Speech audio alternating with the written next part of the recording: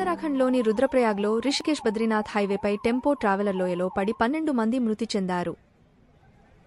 బద్రీనాథ్ హైవేపై శనివారం tempo traveller లోతైన లోయలో పడటంతో 12 మంది మృతి చెందగా 14 మంది గాయపడ్డారని రాష్ట్ర విపత్తు ప్రతిస్పందన దళం కమాండెంట్ మణికాంత్ మిశ్రా తెలిపారు.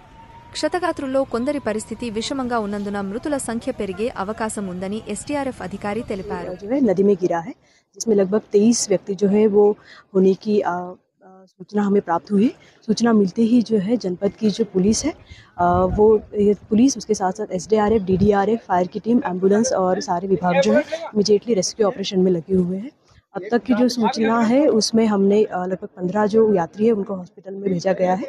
जिनकी तबीयत सीरियस है उनको हॉस्पिटल में इमीडिएटली उपचार जो है स्टार्ट कर दिए गए हैं। बाकी जो यात्री उनका रेस्क्यू किया जा रहा है। अभी मृतकों की कोई पुष्टि नहीं है।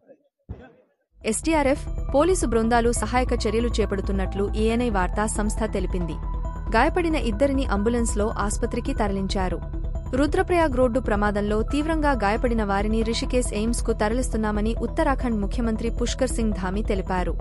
క్షతగాత్రులకు మెరుగైన వైద్యం అందించాలని అధికారులకు ఆదేశాలు జారీ చేశారు. క్షతగాత్రులను అన్ని విధాలా ఆదుకునేందుకు తమ ప్రభుత్వం కట్టుబడి ఉందన్నారు.